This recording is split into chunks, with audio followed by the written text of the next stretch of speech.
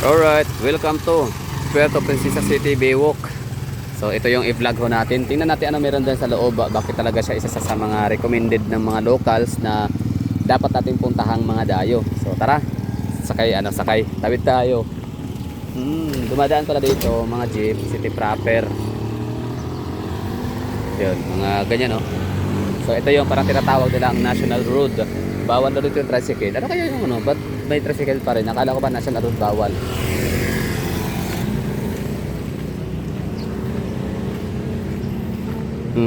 So sayang, no. Ganda ng biwak nila kaso nga lang maputik ngayon. Ginagawa yung kalsada na to. Under construction. May mga ano pala dito, mga chowlong. Chowlong ang tawag dun sa parang Vietnamese restaurants. Na-try ko yun dati, sarap ng sabaw. Tapos noodle. Oo, rice noodle. Tapos sarap nung sabaw. Parang tamis-tamis. May asukal ba yun? O baka dahil sa dahon-dahon. Anyway, mamaya o bukas ano, pupuntahan natin yan. I-experience natin yung mga ano dito, mga Vietnamese cuisine. Bakit marami mga Vietnamese na mga restaurant sa Palawan, Puerto Princesa? Kasi dito lang naman may pinakamaraming mga Vietnamese refugee. Noong di ko alam kung anong taon yun, 1940, 1960, 70, 80. Parang 1980 siguro. Ano ba yung Vietnam War? Anong taon ba yun? So dito sila nagpuntahan at nagsik, no, nagtago. Nagpakup-kup sa Pilipinas. Alam naman natin mga Pilipino. Alam naman natin na tayo mga Pilipinas, bansa natin number 1 tayo pagdating sa mga ganyang bagay, no. Kahit walang-wala tayo, kahit mahirap yung bayan natin. Mayaman, kaso nga lang typical na Filipino culture na kahit walang-wala na tayong makain, no, isusubo na nga lang natin dahil may nanghinging tulong na iba, ibibigay pa natin, di ba? Isusubo mo na lang kasi sa'yo ngayon, pero dahil nga may kaawa-awa na nanghingi ng tulong, ayan, tinulungan, binigay na natin doon. Binigay sa kanila, sa tayo yung gutom. Alam mo yun? sorry sa ano. Ganyan, totoo yan. Ang dami nating kakilalang ganyan, di ba? Na mas inuuna yung welfare ng iba bago sa kanilang sariling pamilya, sa sariling bayan or lugar. So tama ba tong dinaanan natin? So ito yung baywalk nila. Sayang, no, hindi wrong timing. And nasasabi ko na wrong timing siya sa pagpunta natin dito ngayon dahil nga yung na-showcase ko sa inyo ay hindi magandang baywalk ng Puerto Princesa. Kasi dati napakaganda ho talaga nito. Like nung ako papunta pa rin dito, nung naisipan ko pa lang na bumili ng ticket at magpahinga ng ilang araw dito sa syudad nila sa Puerto Princesa, naisip ko na parang buong linggo ako dito tatambay lagi sa kailang baywalk dahil nga sa nung naalala ko dati back 2017 and also sa 2018, since sa pangatlong balik ko ng Hoto dito, nasasabi ko talaga na isa sa pinaka-perfect na tambayan itong baywalk ng Puerto Princesa. Yun nga lang, wrong timing nga tayo, no? Maliban nga sa maulan, maputik, ano din, hindi siya gawa or ibig sabihin under construction or under renovation ang kanilang baywalk. At saka hindi siya pinaganda, no? Parang habang tumatagal pumapangit ang baywalk nila. Hindi na siya kagaya dati. Ibig ko sabihin kung ibang mga lugar kasi nag-upgrade, nagli-level up yung view nila sa kanilang mga baywalk. For example, ito namang si Puerto Princesa is parang pinaglumaan. Kaya ayun. Although kita naman natin parang meron naman silang nakaplano siguro dito, no, na renovation, no. Babaguhin nila yung kanilang baywalk, papagandahin siguro lalo, no. Mas i-improve pa nila para mas lalo siyang mas maganda kumpara noong mga panahon na yan na nga, for example 2017 and 2018. So maraming mga nagagandahang baywalk over the time, pero sa Puerto Princesa ay parang nasira, o ibig ko sabihin ngayon lang binago. Pero syempre pag-usaping baywalk, mananalo sa akin ng Legazpi City ng Albay. Wait lang, tama ba? Napuntahan ko na ba yung ibang baywalk ng mga syudad? Baywalk, so coastal naman sa Davao City, SRP naman ng Cebu. Ano pa? Sa baywalk naman sa may By the Bay. Baywalk by the Bay ng SM. Or SM by the Bay, tama ba? Tama, SM nga sa Paranaque. Ito yung baywalk.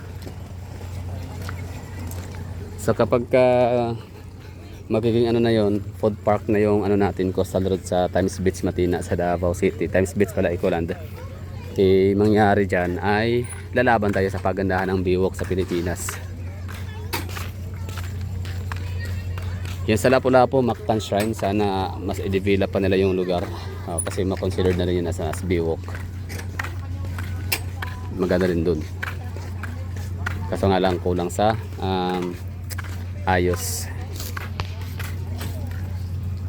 Ito na yun, biwok nila. So sa wakas ay nabitbit ko ulit kayo dito, kasi noong ako'y pa lang, hindi pa ako nakapag-book ng ticket, hanggang sa pag-book ng ticket, basta lagi ko talagang sinasabi sa sarili ko na biwok talaga pinaka number 1 kung pupuntahan ulit, kasi maganda, the best. Ayun, may boat, dragon boat exercise.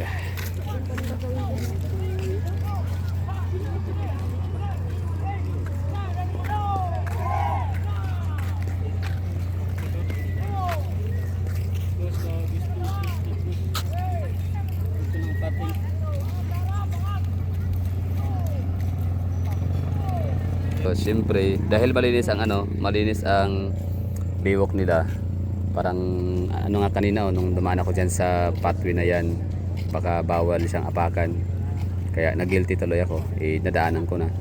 Ngayon ito yung nila, seawall biwok, diba malinis, no?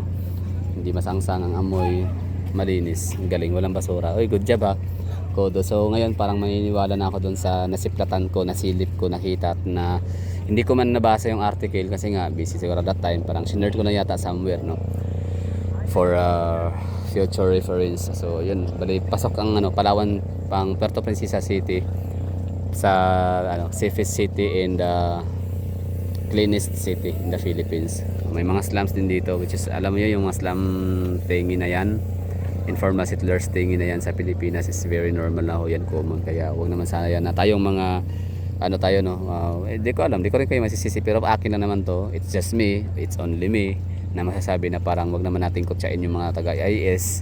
Yes, may mga mandurugas, may mga tawag nito, mga eskwami kung tawagin, mandurugas, mga snatcher na nanghahablot ng mga cellphone, pumupunta ng bayan.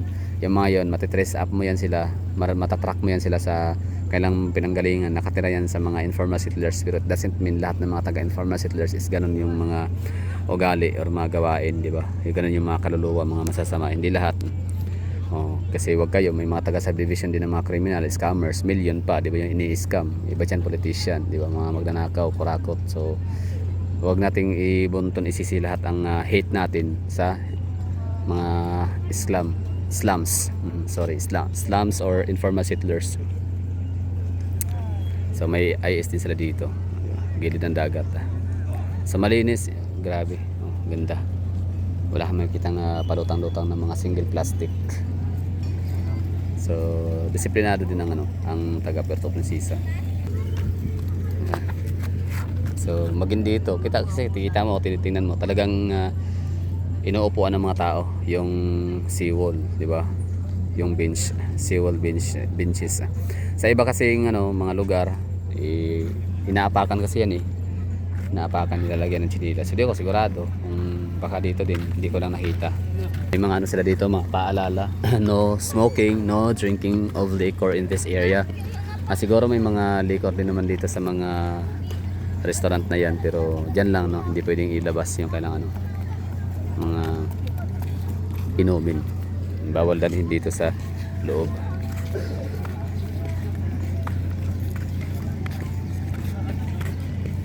And bicycles are not allowed, yun, pero meron silang parang rent siguro yan, paupahan, na padjak, ang galing.